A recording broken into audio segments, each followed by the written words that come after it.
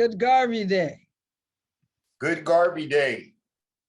Good Garvey Day, and happy birthday to our ancestor Marcus Garvey, and now a new and Dr. Runoko Rashidi, which is also now an ancestor as of the 2nd of August of this month. So Enoch, you've been working with Dr.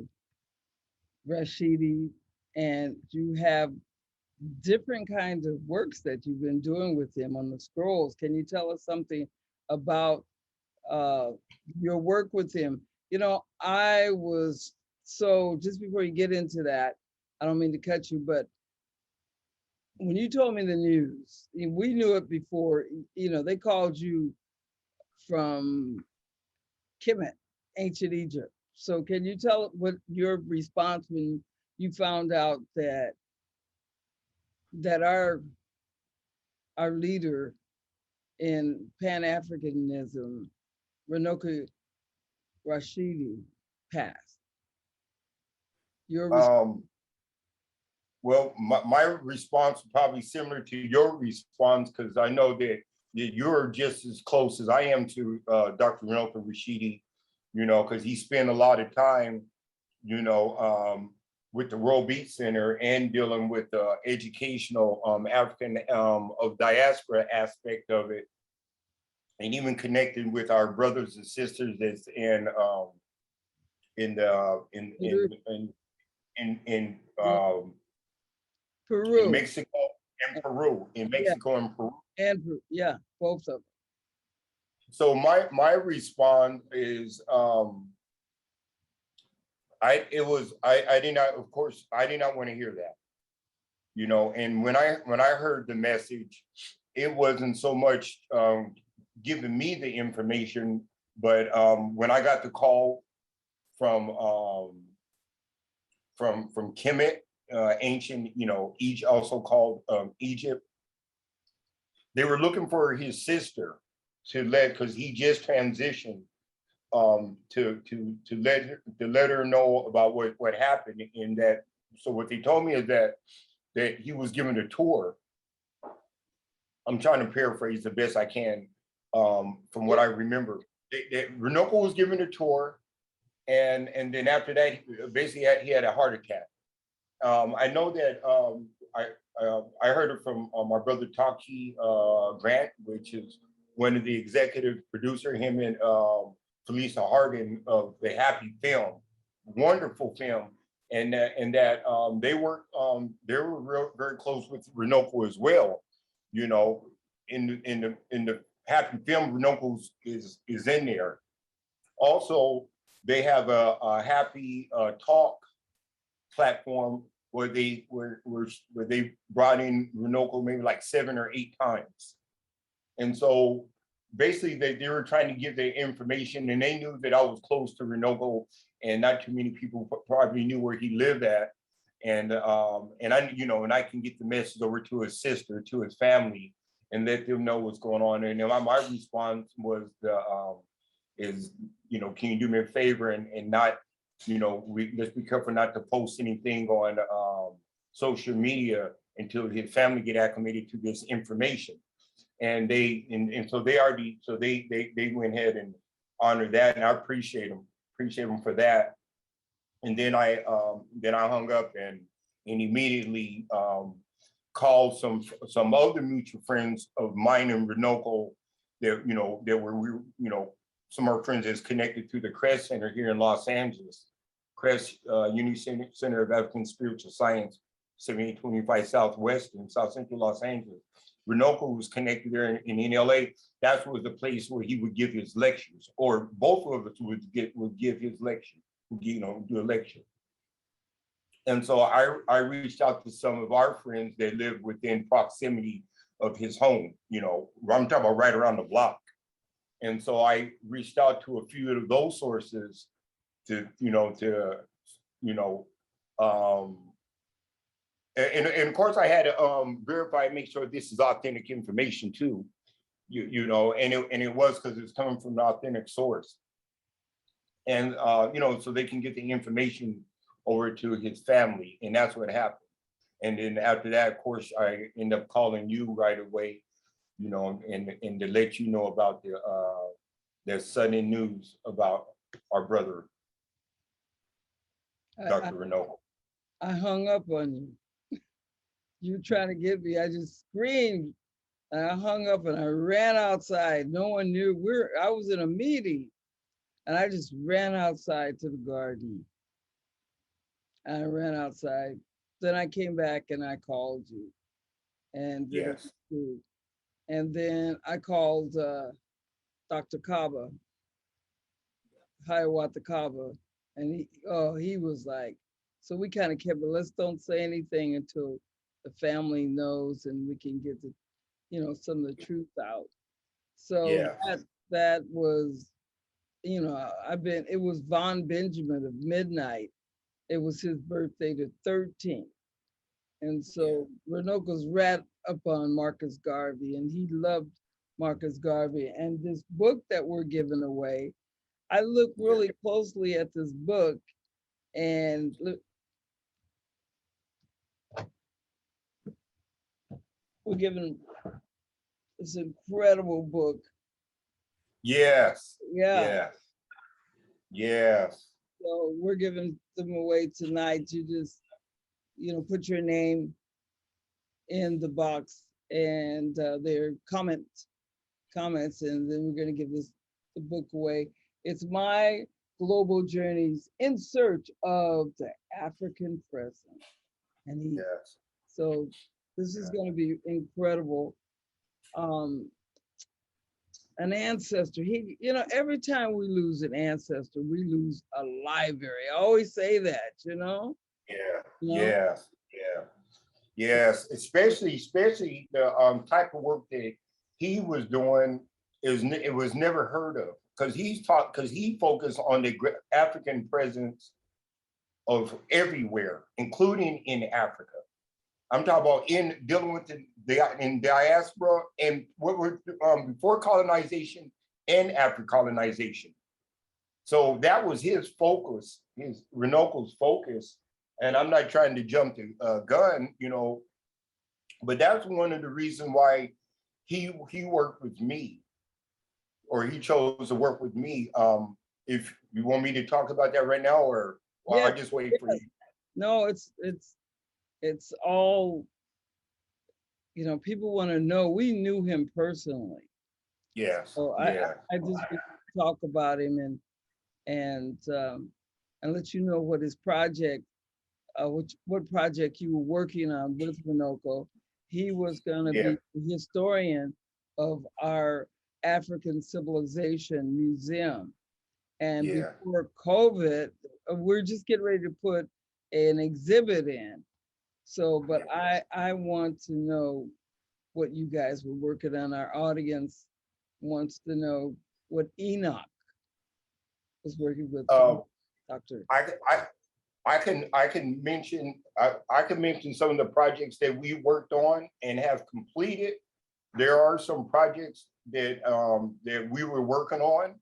You know, we probably would have had it finished before the COVID, because during the COVID, it was Runoko, his whole demeanor of how he worked, you know, because of COVID, he just wasn't seeing anyone. So when we work on a project together, and if I had to take any information or get any information from him, and if I go to his house, he would just have his nephew come out and give me some information. You know.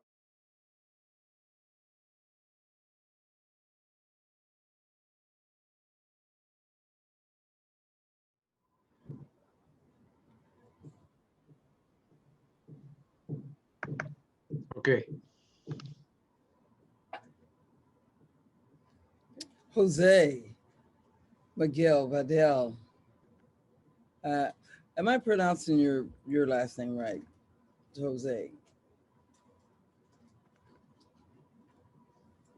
Jose Miguel is good. Okay. Jose, we've lost a library. We're talking about Runoko Rashidi, and he is in the realm of the ancestors. right now. And today is one of his favorite mentors is Marcus Mosiah Garvey's Earthstrong. So good Garvey Day to you. Give thanks, Mama. Uh, well, yes, and I give thanks to the Most High to this occasion. And I also give thanks the WorldBeat Center and Makeda Cheatom for inviting I to be part of this such a special occasion. And it's in fact good to remember the Honorable Prophet Day and also homage Great Baba, Runoko Rashidi, because it is not coincidence, right, to remember him on Garvey's Day, since Runoko always and was always underlining the relevance of Marcus Garvey's legacy among the whole diaspora. I remember those words from him. Yes, and he just always loved Garvey, so that was fascinating too. And he passed in Kemet, ancient Yeah. Egypt. So that is really just for him, that was just beautiful. He was on a tour and he passed on the tour and he just said happy birthday to me. And he put it happy birthday Empress Makeda. And then he must have left the next day.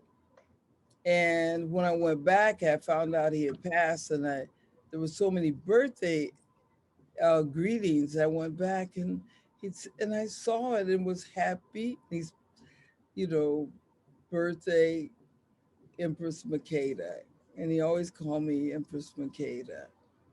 So we lost a library every time we lose an elder in this movement. And he was very fond of you and Chayo, Carlos Chavez in Peru. He loved Peru. And we got Yes, it. yes. I uh, in fact, when we have the notice from you that he passed, it was a very tough night because I have the chance to have this special relationship, like the teacher, like teacher from and student with Baba. And the day after that, the day after I received the notice, I wrote up a like I don't know how to call it, like a letter, I write it down, just my thoughts and my feelings, and then I posted on Facebook, and I want to share it with you if you please did that letter. Yeah. And it's like a diary from that days when I met Runoko. So it says, I met Master Runoko Rashidi at the reception of the Deluxe Hotel in Lima one afternoon in June the 2019. A veteran and I had gone to pick him up to transport him to a lecture that he would offer that night at the Ministry of Culture of Peru. We found him, in fact, a little irritated by some disorders prior to the event. He was coming back from a long excursion with a group of African American tourists. He answered our lips sparingly and asked for a few minutes to get ready. He was a robust and brilliant man, apparently sallow, parsimonious, but forceful. As I apologized for the confusion in a rustic English, I hesitated on how to address him. My first impression was to call him professor, teacher, although I was tempted to call him Baba from the beginning, as the revered African patriarchs are called, and as later I learned his disciples and close ones call him. He promptly took us as brothers. And the truth is that I admired him years ago, as one only admire those beings that we, in an illusory and proud way, want to emulate, right? I have never had full access to any of his books, but I was familiar with his introduction to the study of African classical civilizations and his articles in the African presence in early Asia, which he edited with Master Van Sertima. At the time, I was furiously following his Facebook page, Global African Presence. And as a kid that wants to show off his toys, I wanted to tell him that I knew those books. And I had seen all those videos on YouTube about the ancient civilizations of Kemet, Nubia, Punt, and Kush. Those videos on the astronomical knowledge of the Dogon, and I spent my very few free hours making notes of that interviews. And other African teachers as Van Sertima, Ben Joseph, Henry Clark, and Chancellor Williams. We had invited Runoko to participate in an event that from the Rastafarian community, Haile Selassie in Lima, Peru, we had organized for the month of Afro-Peruvian culture, which is June.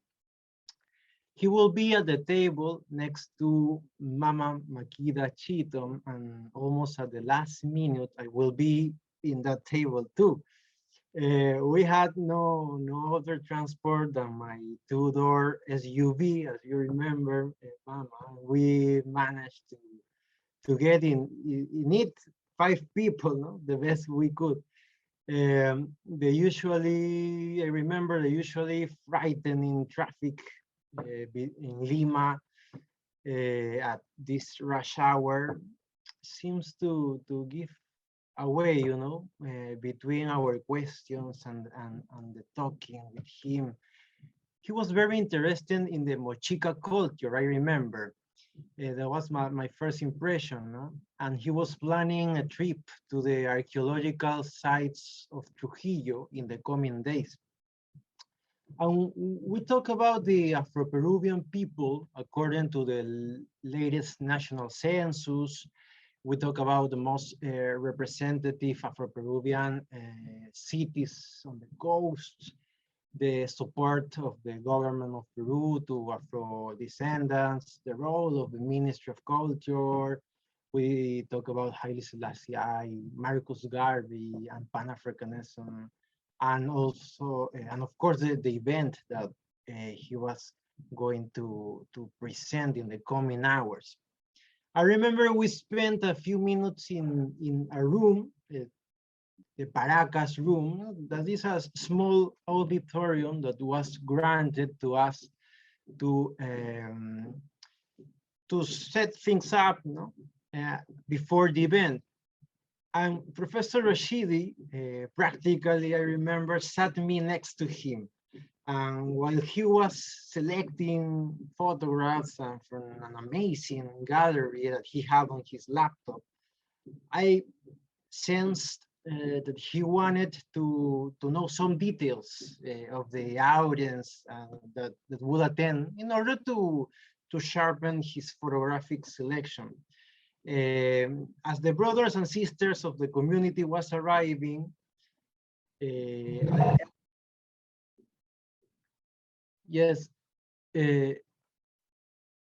he paused to respond with bowing, no, to the brothers and the sisters, I remember, but he was so focused at the same time at the task he was doing. I remember I felt my English too limited to absolve all the concerns he was addressing or asking, but he knew he was doing, you know, what he was doing somehow, and today I feel it. He did not need to prepare the lecture. He will have had to do that in that speed hundreds of times. No, I feel he was preparing. During the time I was at the table in the main event, I felt invaded by that dreamlike feeling of one who lives a scene unlikely to occur in life. You know, the auditorium was filled with familiar and unknown faces. Brothers and sisters of the Afro-Peruvian movement had come to hear Patriarch Rashidi and the Matriarch Cheatom. And I, between an overflowing joy that I try somehow to hide and a feeling of being fulfilling and ask a dream, remember with grace reviewing my notes for the questions I will ask for the questions round at the end. I remember I managed to say that Runoko Rashidi was the most important historian on Africa alive. And I also felt diminished trying to underline the luxury of having him there. The Runoko Rashidi was concise but profound, you know, wise but simple.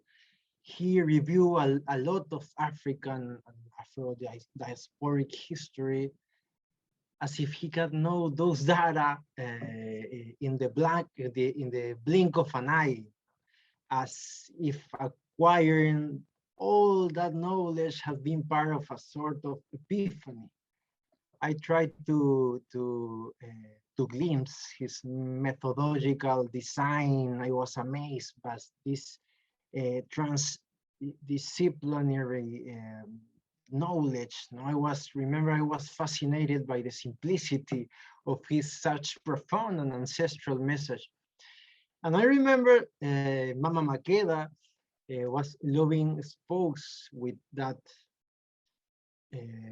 breath of those who have managed to live consciously in the present time, the principles of Kwanzaa. The response of the public in the round of questions was very encouraging. The enchantment of the coordinator and other colleagues of the direction for Afro-Peruvian population in the ministry was a source of pride for the Rastafari community. I feel Rastafarian community there achieved an event of the highest quality, and above all, we have perhaps light a spark, you know, open a small window in the access of African history to many young Afro-Peruvian that were that night in that video wall of the Ministry of Culture of Peru. And that was the beginning of my relation with Runoko Rashidi that night. And after that, a group of brothers and sisters from the Rastafari community and other guests went to this workshop in Barranco, which is a small town in Lima, to pass some time with Runoko Rashidi and Mama Makeda. And there, between a a few modest cups of tea and some modest snacks. We try to keep our guests comfortable. It was getting light. It was getting late at that night, but Professor Rashidi was very kind to us. Everyone there cherished beautiful memories of that night, sitting between Mama Makeda and Baba Rashidi for themselves. It was an unforgettable night. I remember um, Runoko, he's a little grumpy. Leo, I definitely, I call him Baba. I respect him. I, he was my king. So it's so beautiful. You remember that night and you were the interpreter. And he's such a great lecturer. All people from Peru. I wrote about this too.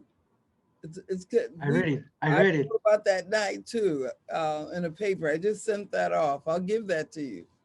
So Runoko, because remember I told you, whatever you do, because he wanted to go back to the hotel.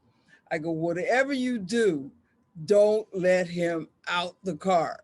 Somebody was driving. I go, don't take him back to that hotel. Whatever you do. And he was, and then when he got to Barranco, when he saw how bohemian and how cool it was, and then you guys rolled back the gate, and he said, He was like, he came on in, he thought it was such a cool, place, and we stayed up at night, and he just loved you. He loved your brain.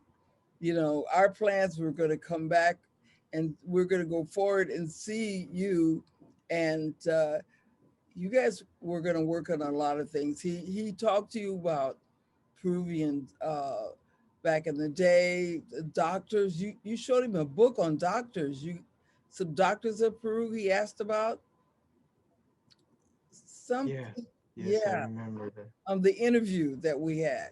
And we're going to show part of that interview. And I like the audience. This is Peruvians. I consider Peru my home.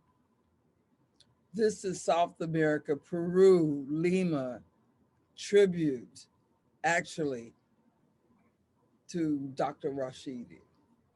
So I had to call my family and this enjoying the tribute together. And it's a Marcus Garvey Day. And since you're a Rastafarian, and you're also work at the university. Tell us, you're so modest. Tell us what you do. A Rastafarian at the university? How did you pull that off? Well, I and I give thanks to the blessings of His Imperial Majesty. Yes, I work at university. I am a teacher of research methodology, but also I teach Afro-Peruvian history. I am a visual anthropologist. Well, the university keeps me really busy. I confess that with Runoko in a dinner. We had a dinner. I remember days later of that event. That's right. In fact, was through Berenice, this extraordinary publicist of the WorldBeat Center, that Baba contacted us. I am my empress, and he wanted to have a dinner with us. I remember that with a lot of joy, and we were looking for a restaurant that could combine. In that moment, it was particularly difficult. Nowadays, it's more. There are more or less restaurants that have this combination, because my empress and I are plant-based Ital vegan, right? And Runoko and his love, his fiance, Mrs. Karen Johnson. And Karen, if you're seeing this, all my gratitude and appreciation to you. He wanted to try Afro-Peruvian food. So that combination at that time was kind of difficult for the hour because we can find it like at lunch, but at dinner it's kind of difficult. So, but he that day he confessed that he and Miss Karen went to this famous restaurant of Afro-Peruvian food. The name is El Rincón que no conoces, like the spot you don't know.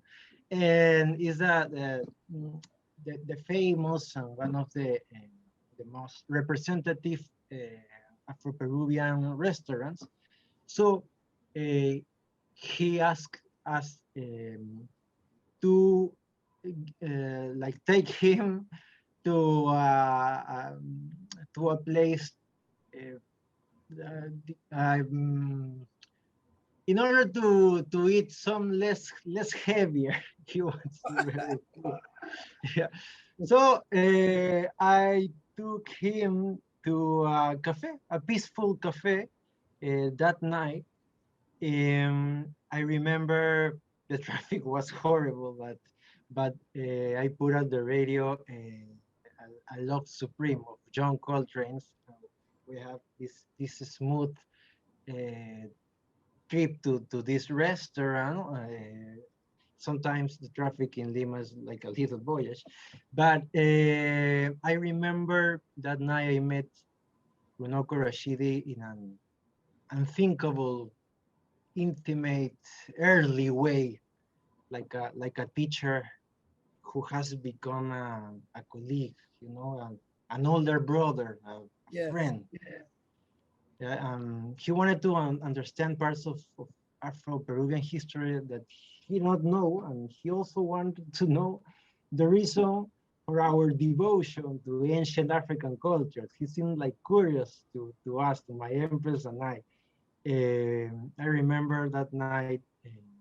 I have also beautiful memories of that night when I met this giant Rashidi in this uh, so personal and close way, you know.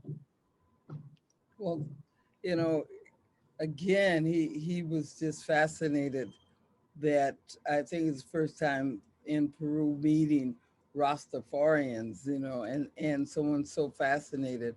We've got a condolence from El Carmen. He went to El Carmen. I didn't get to go with him that time. And so El Carmen, the Villambrosas, they were just heartbroken and they send their condolence, you know, to his family and everyone. So I know, Jose, you're a busy man, and I'm honored, you know, that, There's my you know, this is, you know, our us together from Peru, our, you know, I want to say pate, but you know, our family in Peru, we get to give this to Baba, and he, again, that's why he wanted to be with you. He requests to be with you. Is that better than say? He requested to see you. So I know that you're, I'm getting choked up. I don't want to do that. I know that you're a favorite son of Runoko Rashidi. And you got to keep that going on for us elders. You got to keep that knowledge. Spread him all through Latin America and let them know who Baba is and how he was fascinated. You, as his Latin ex son, keep this going on And let Peruvians know that Africa is in Peru also. Thank you so much, my son. Tell everyone in Peru I miss them. The last time I was there, We miss you, Mama. This is your home whenever you want it to be here. You know that, and it's my pleasure to have some words to tribute the great Runoko Rashidi on this great date of the Honorable Prophet Marcus Mosiah Garvey. And I'm ready for the task.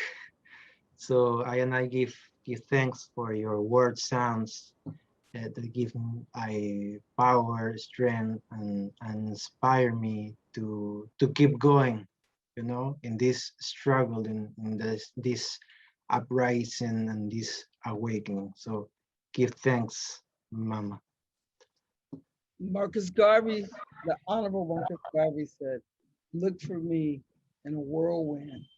And he also said, the world's greatest men and women were people who educated themselves outside of the university.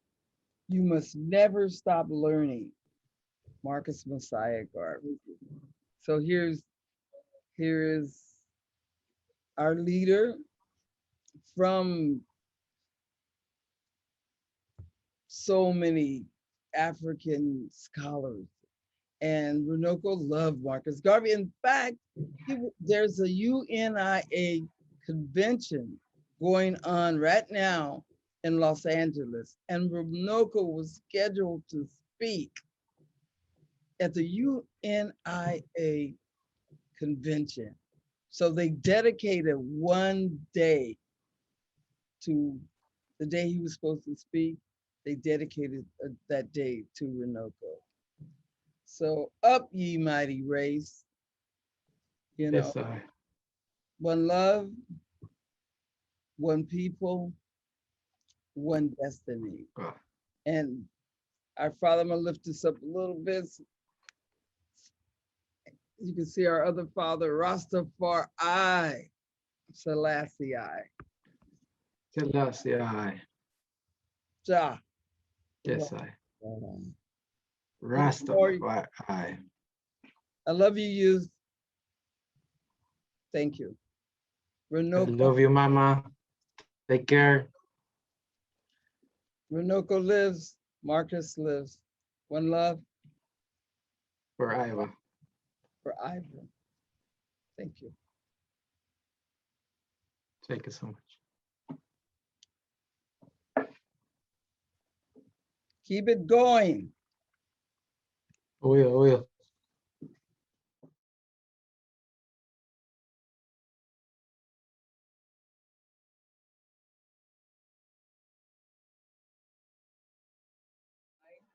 And this is Hispanic History Month and Latinx. We say Latinx, and this is part 2. And it was with Runoko Rashidi. I mean, he is incredible. He is an anthropologist, lecturer. I'm not gonna say how many books he's got because he's got some out that I don't know about. You know, I'll say he has about 22, 30 books, and then he's got more. And so Runoko is he's a part of our African History Department. We're gonna be doing a lot of things there. Just Runoko was a very good friend of Ivan Van Sertima that wrote They Came Before Columbus. He's an anthropologist, historian, author, and more, more. And also we have Jose Miguel Vidal, and he's professor at Catholic University in Peru.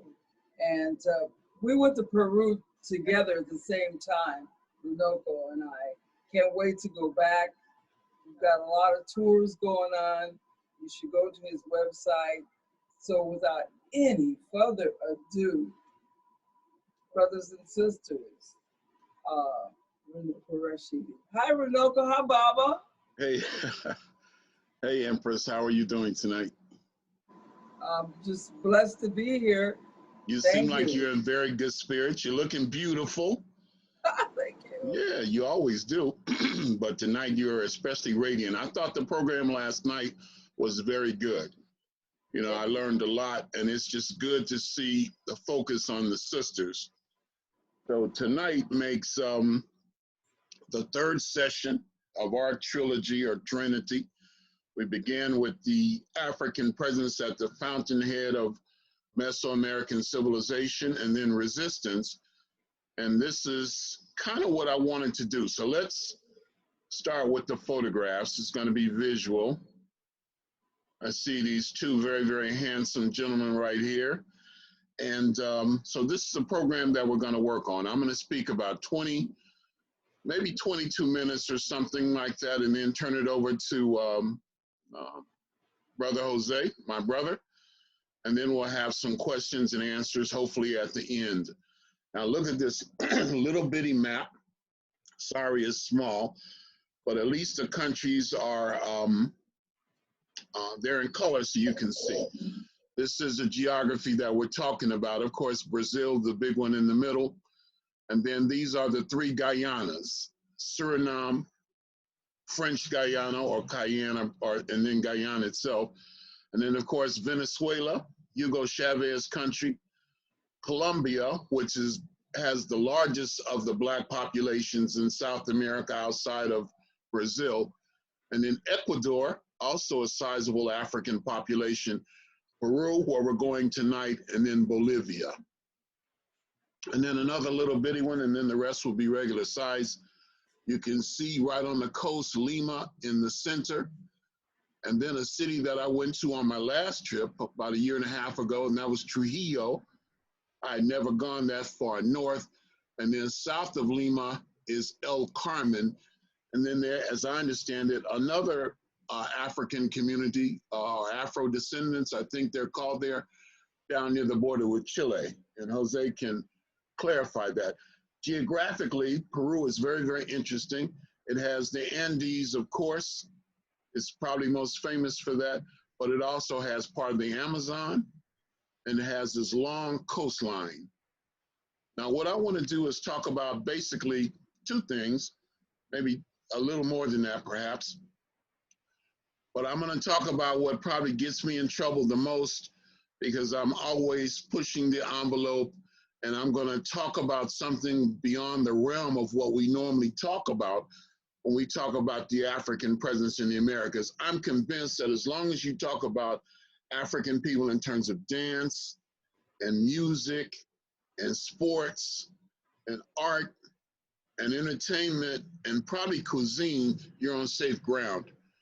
But I never want to start with the enslavement period, because that's largely what we're going to focus on tonight. And so I want to be able to show multiple African presences in the Americas, including Peru. This is the one that got me started.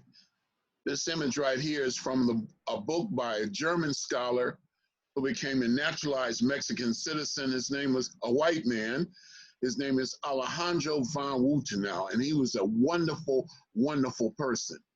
And long before it was popular, he collected images of the African in ancient America. And this one is from a civilization at that time called Mochica or Moche. And this really, really excited me. That's a brother right there. That's a black man, no matter how you cut it. And according to the caption, this is about 600 years into the Common Era. So I wanted to begin to explore who the Moche were and was there an African element in there. So that's how I'm going to begin.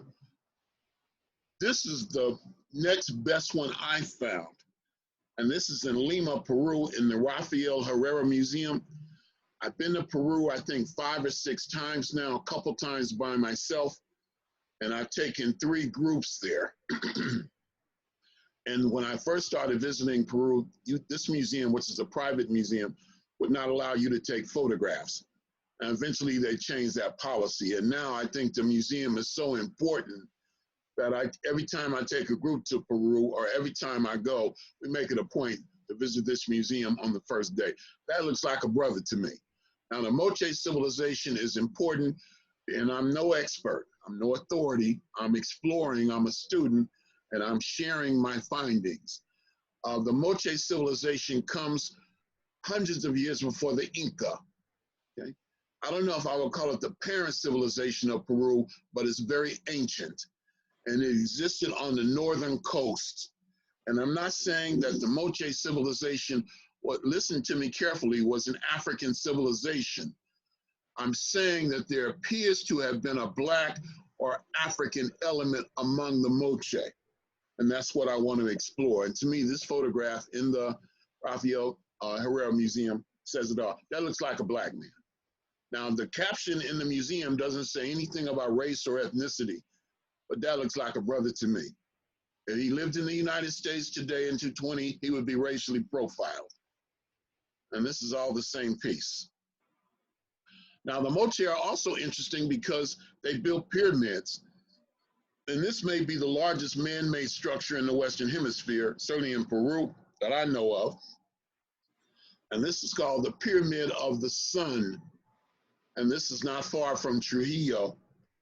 They didn't use stone for this, they used mud brick. And as a result of that, you can see that it's deteriorated rapidly and you can't get in there. There's a big gate around there, so the best you can do is have a car stop in front of it and take a few photographs and keep on going. Also, it's interesting that the Moche civilization was along the coast. It is not a river-based civilization like the Nile Valley civilization or the Tigris Euphrates or Indus Valley. This was on the coast and the Pacific coast. And that also leads us to speculate even more that there may have been visitations from other areas. Another thing about the Moche that I found interesting, and let me pick up the pace, is that at least one woman in the Moche civilization was very prominent. And I was able to visit an archaeological site where she was buried. And she's called the Lady of Cow. And she was buried underneath these massive stone pillars.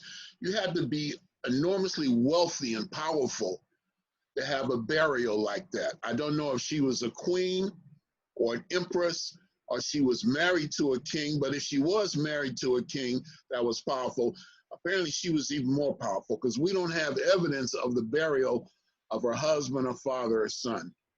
And these gold objects were found in that tomb. And this is a reconstruction. I'm sure she's been lightened up a little bit here.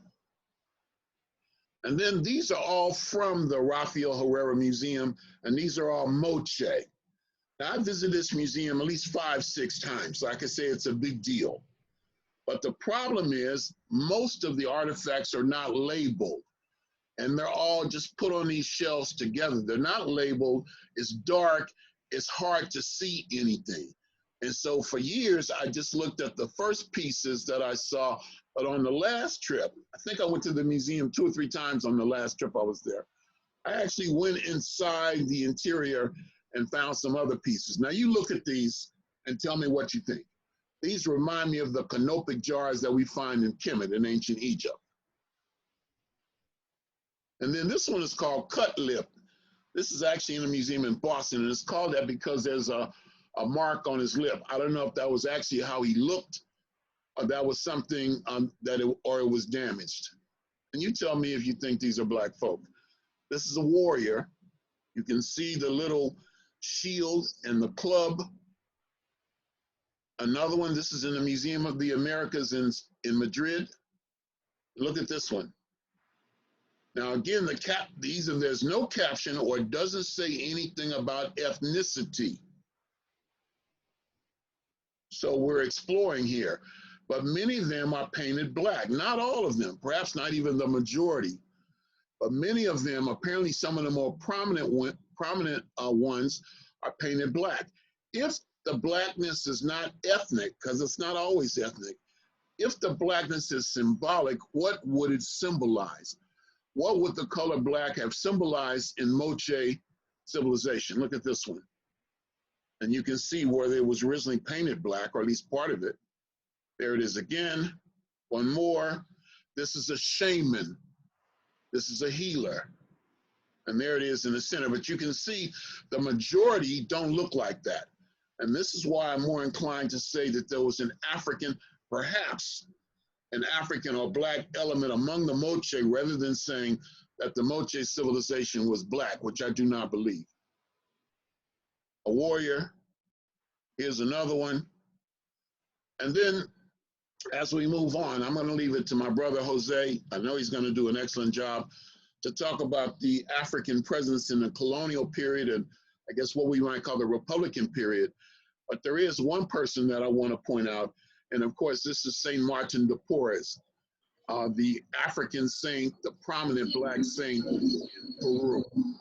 And so Martin de Porres is very important to me.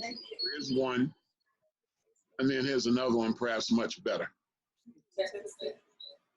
Now, let me finish by just showing you images or photos of black folk that I've captured or filmed and photographed on my travels to Peru. One of our translators last night, I got in late, was my good brother Carlos Chavez.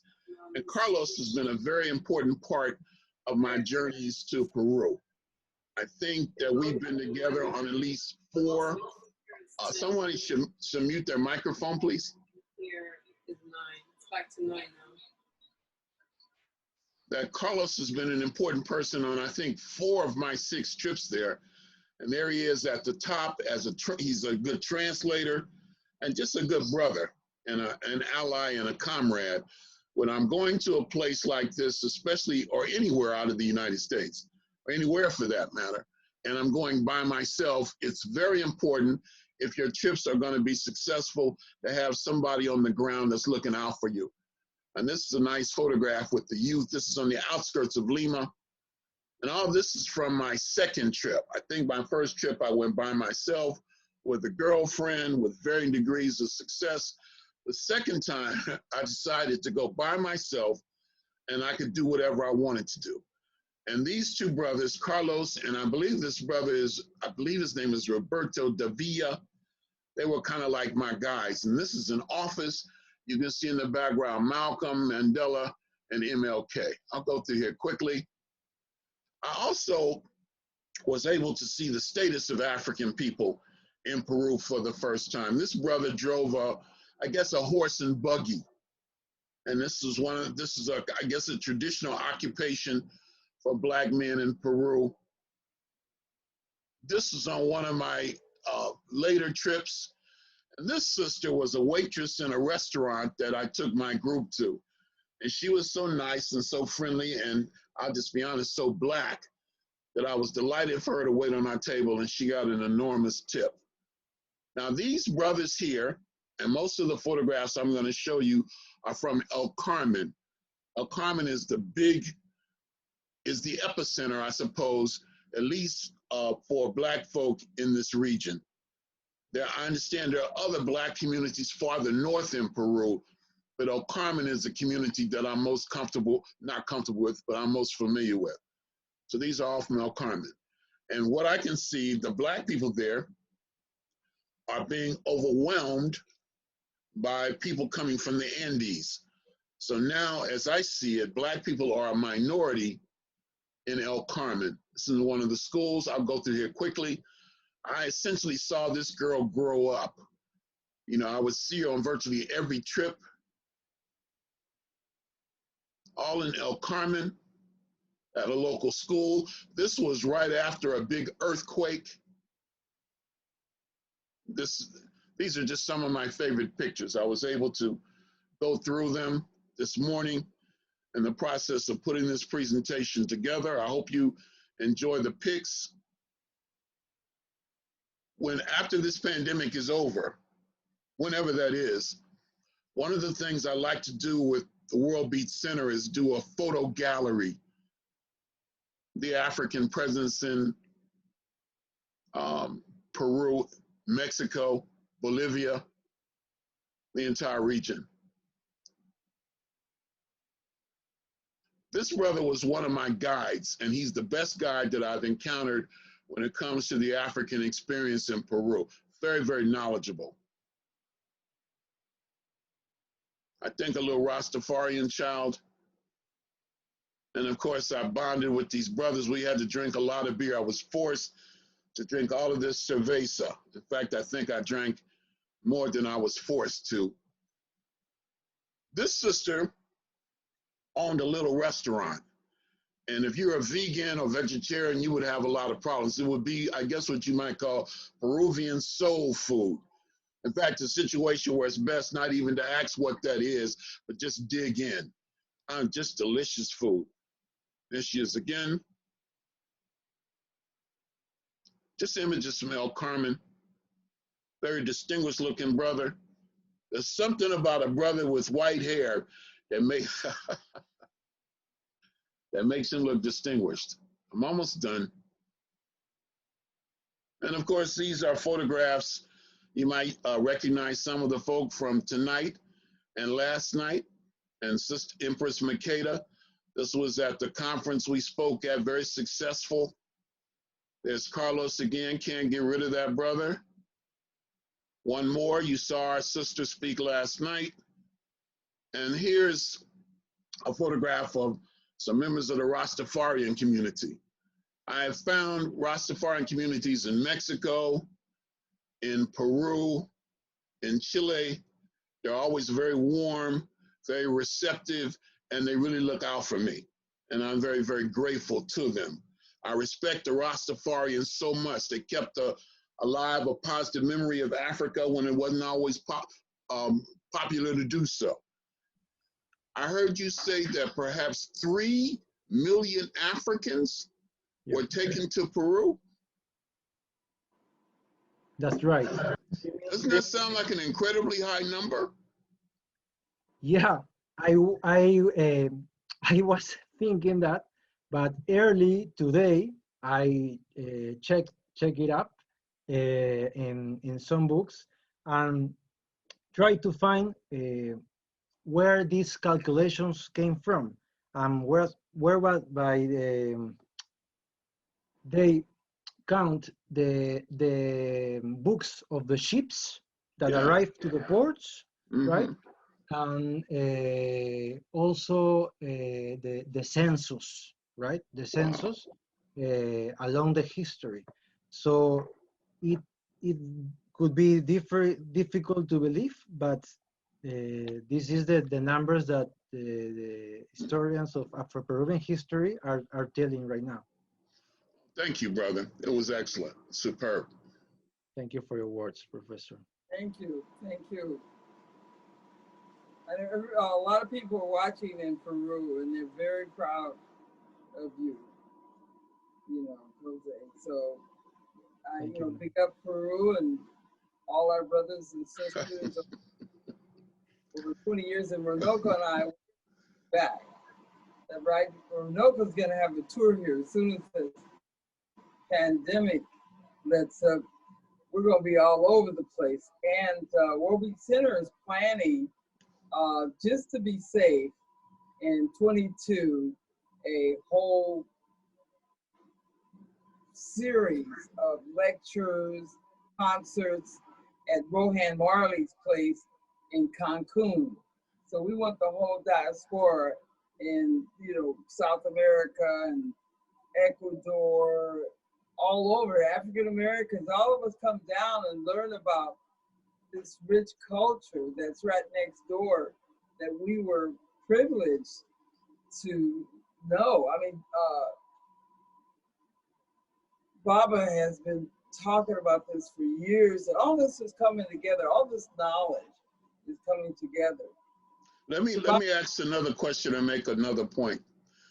In our conversation before, a couple weeks ago, you mentioned the book, I think, The Black Doctors of Colonial Peru. Is that the name of the book? Well, I got that book. I have it. Of course, I have thousands of other books that I haven't read yet. But I'm wondering if this tradition of Black surgeons, Black doctors, was confined to Peru, or would you also find that in, say, Bolivia or Ecuador or some of the other countries, or was that purely a Peruvian thing? The black doctors. Well, actually, well, I really don't know because there is no more research that I have read about it. But what I can say right now is that this ban that forbids black men, mulattoes, no, right, so, to study medicine and participate formally in medicine was, applies to all the viceroyalty of Peru. The viceroyalty of Peru reaches Bolivia, right? Oh, I see. Yeah. So, Okay. so Ecuador, no, and also which is actually Chile and Argentina. Then, Okay. by the time they were like cut the map, right, and form other viceroyalties, but this ban was largely applies to the viceroyalty. All right, I got two questions. Empress Makeda, don't be mad at me. No, no. One,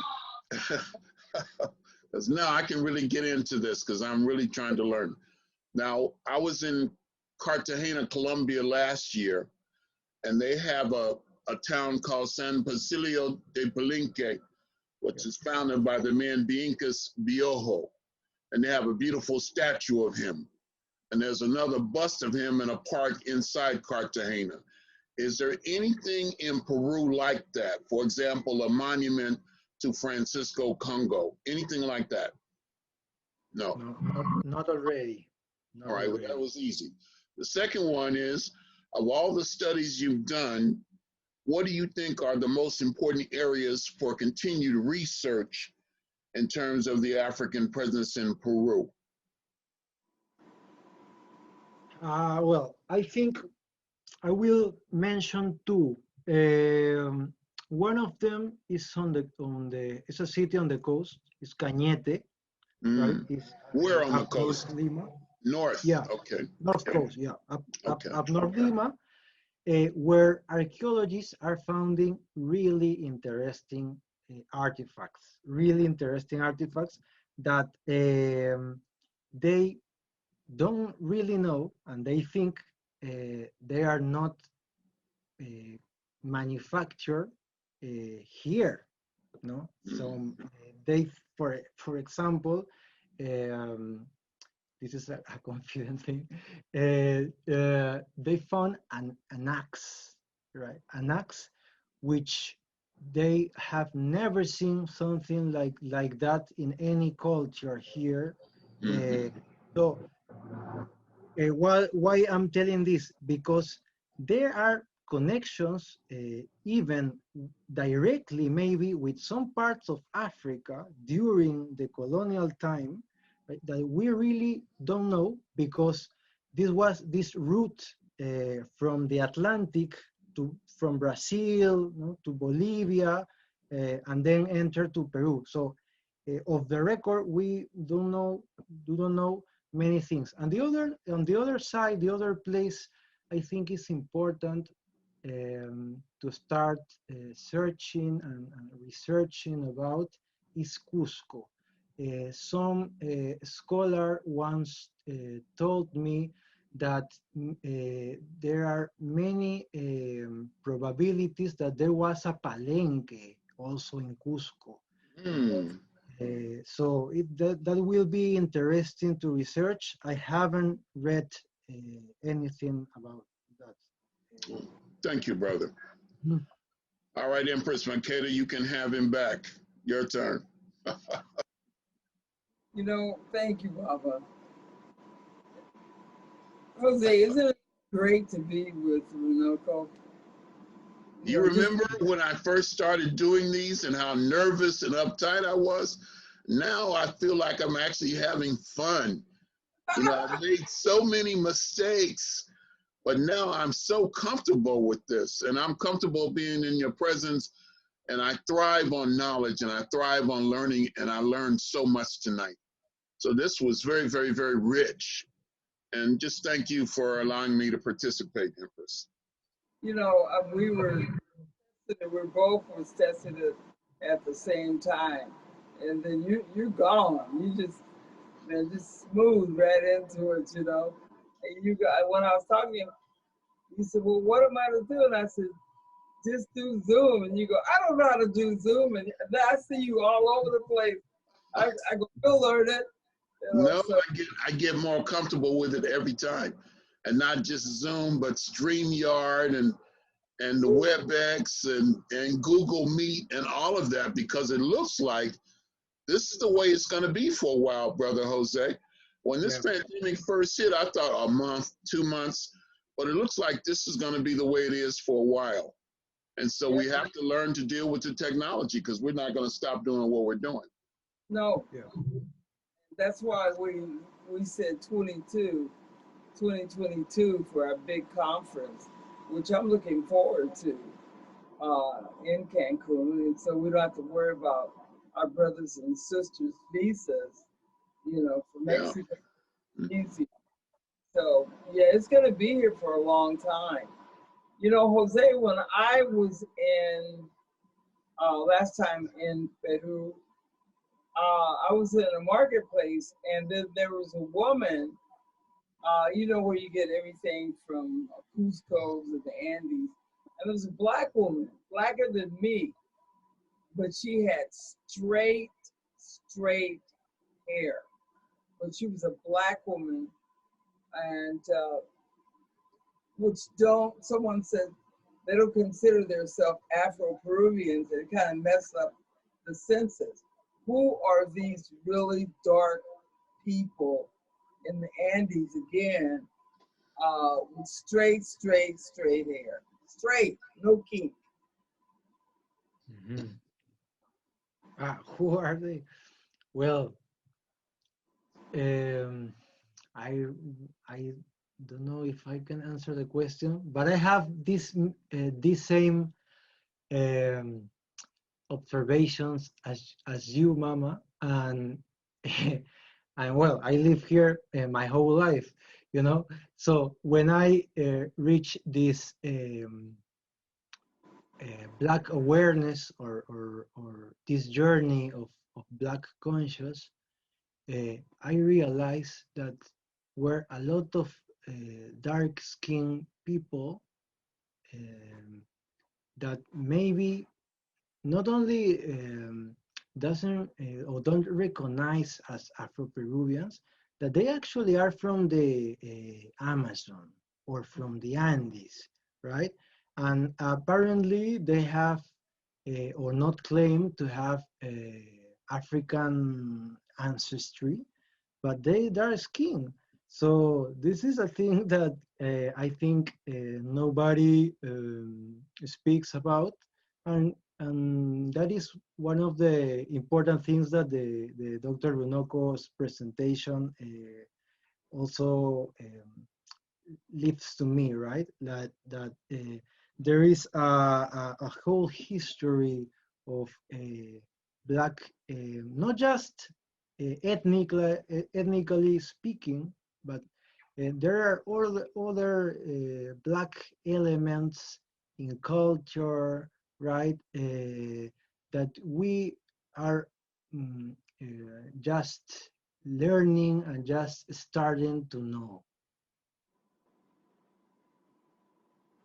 So do you see racism in Peru changing? I know 20 years ago or more when I went, some of my friends, Chayo, Carlos, they couldn't come in the hotel room.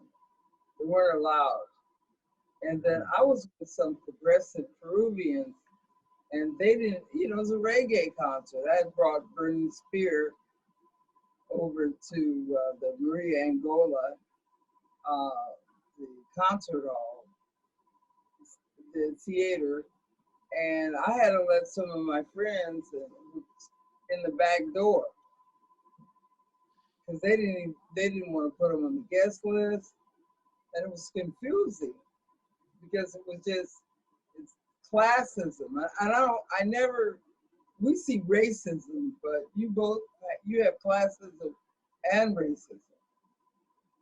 Yeah, that's right. That's it. There is a very tight relation here between classism and racism. Is the kind of racism here? Well, it's different in other countries also, but well, comparing to the U.S. has the racism here has its own particular expressions and manifestations, and it's real. That what you observe and you notice is real. This interrelation between classism and racism. You were, I think that was back in 20. What year was the concert of Burning Spear here? Maybe 2002, maybe. Yeah, maybe, yeah. Yeah, that place, Mariangola, and people in Peru that is watching knows, is located in one of the most tourist districts in Lima, that is Miraflores. No, Florida, yeah. Miraflores. So this is a district with fancy hotels, right? And many tourists from the States and from Europe, you know.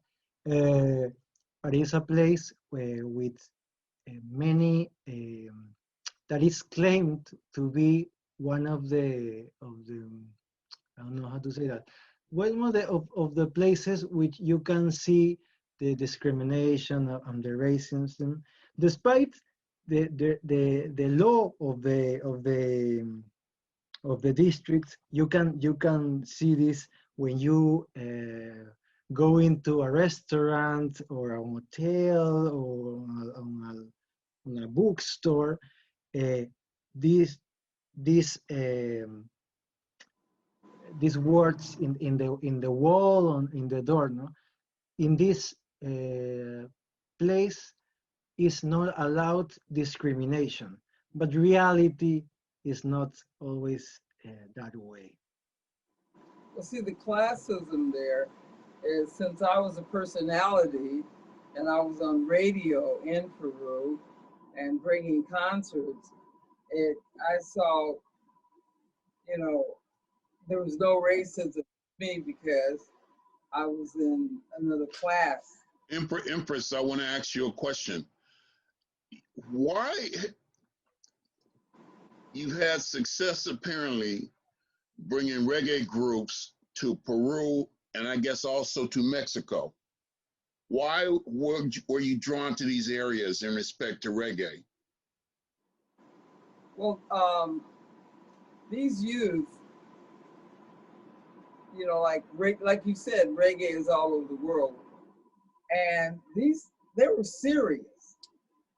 When they study reggae, they know the culture, and they study the culture. And I was interested because there were Africans, there were blacks in these regions. And if reggae was a way to lift their consciousness about black people, about Marcus Garvey, about Haile Selassie, Rastafari, I wanted to see who these youth were. So Peru and Mexico are the other countries in the region you've also introduced, had concerts and what have you, and traveled to. Yeah, and Panama. Panama. Yeah. Oh, interesting. All right. Costa Rica.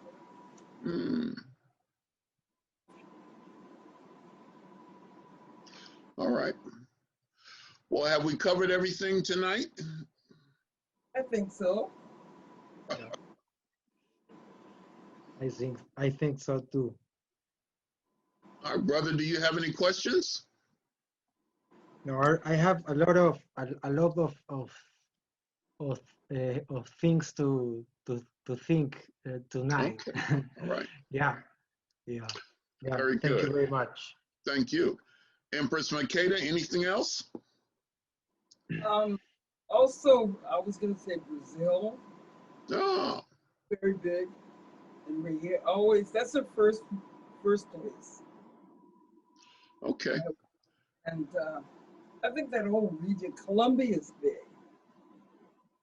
Anyway, I was in there when Burning Spear was singing, "Do you remember the days of slavery?" It was all white, upper middle class kids singing, and the Rastas couldn't get in. Really? No, it was amazing. It was amazing. That happened at Mariangola, right? Yeah, remember that? Yeah, I was there. I was a child, but I was at school, but I was there with the audience, and I remember was very hard to to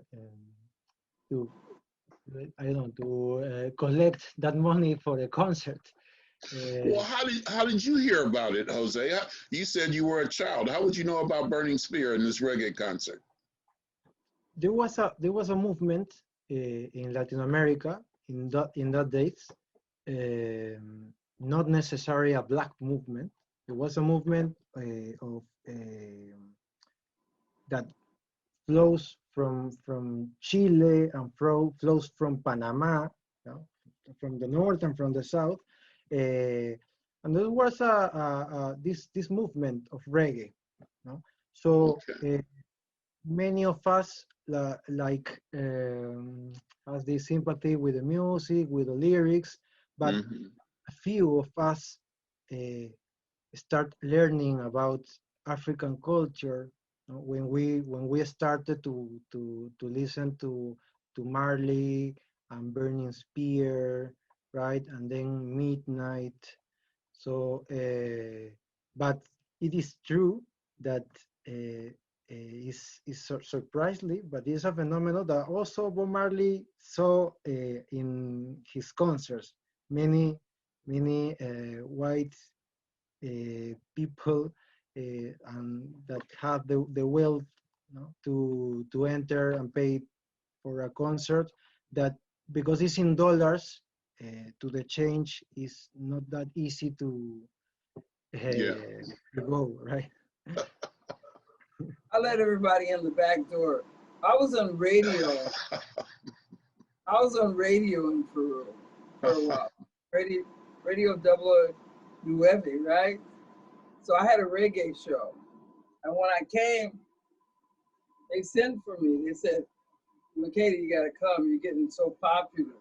You know, they had me come, and I couldn't believe it. It was thousands of people just to see me on stage playing music. It was amazing. And but I know, I had Pablo, my godson, was there, and they wouldn't let, none of his friends, the little Rastas in. And then they were waiting for me as I was going to the club, and we were driving in. Makeda, and they're all running. And my guest said, don't look, Makeda, don't look. And these are people like you would think would be cool, but it was, we're going to the great concert. Later on, I brought Midnight to Peru, and I didn't want anybody to know that I was there. And the curtains opened, and and then I'm on stage, hadn't been home in Peru for so long, and the whole house, went down. And so I started bringing real strong. When I brought Midnight in, it was all. They started Rastafari, they've been denied bingies. These guys are pure Rastafarians. They're no joke with Peru and Chile, Panama, Mexico and South America is really serious, and mostly Peru, Chile, Costa Rica, Panama. very serious. Okay. Rafael. All right. No, 'cause I surprised you. We went into Barranca. The door is open. I can't wait to see your face. You know, you're gonna go back to the hotel. I go, No, what? I had a great time there. I had a great time. Peru is rich in terms of culture and heritage, and so I've had a good time tonight. You know, I really learned a lot from both of you. I appreciate the vibe, and you know, we got to figure out what we're going to do next. We can't let this be the last one. No. Yeah. And Yeah, I where can we get in touch with you again, Baba? Your website. Next time I'll have it. Oh. I had forgotten I was doing an interview. I was just thinking it. My website is drrunoko.com, drrunoko.com, or you can email me at runoko@hotmail.com. And what about you, my brother? How do we contact you? How do people contact you? Yeah, by email. So I will write it down. But maybe nobody's, well, I'm going to spell my email. Is JM VIDAL 1712 gmail.com. Right. Okay. All right, folks, I'm out of here. Peace. Hotel. Okay. Take care, brother. Jose, love you. Mama. I can't wait to see you. To everybody, I miss them and I love them. Greetings, family. You have a chance tonight to win My Global Journeys in Search of the African Presence by Runoko Rashidi at 7 o'clock. And just leave your name in the comments and we're gonna have a raffle. Runoko Rashidi, we're gonna give some books away. And what a great historian. And we're celebrating his Earth Strong and his presence on this globe, on this earth. And today is our father, the Honorable Marcus Mosiah Garvey, Earth Day, his birthday. And that was Runoko's mentor also, besides John Henry Clark. I mean, so many. Ivan Van Sertima. So get this book, get all of his books. Runoko Rashidi will be on at 7 o'clock on YouTube. So check us out. And it's a tribute from South America, Peru, and from California, San Diego, to the father of the WorldBeat Center's African Diaspora Museum, Runoko Rashidi. Incredible. Runoko, Marcus Garvey, some of my heroes. I'm going to give you some knowledge builders real quick, and really by distinguished authors. Philosophy and Opinions of Marcus Garvey, or Africa for the Africans, compiled by Amy Garvey, Marcus's brilliant wife. Marcus Garvey, Messages to the People, and that's edited by Tony Martin. Message to the People is deep. It's so deep. Only black people can read that, though. I'm serious. Marcus says that. Well, you know, you can do what you want. See Marcus Garvey, and he's laying it out for us. Great Black Leaders by Ivan Van Sertima. Great Black Leaders, Ancient and Modern. So Ivan Van Sertima, and Race First, Tony Martin. Marcus Garvey, Anti-Colonial Champion, Rufus Lewis. Marcus Garvey, Foot Soldiers of the UNIA, Janet Smith Irving. And the convention is going on right now. Marcus Garvey would always have his conventions in August around his birthday. I want to salute Marcus Mosiah Garvey, the Honorable Marcus Mosiah Garvey, and our new ancestor, Runoko Rashidi. Marcus Garvey said, "Look for me in a whirlwind." Baba Runoko Rashidi would say, "Look for me in a pyramid." Ashe.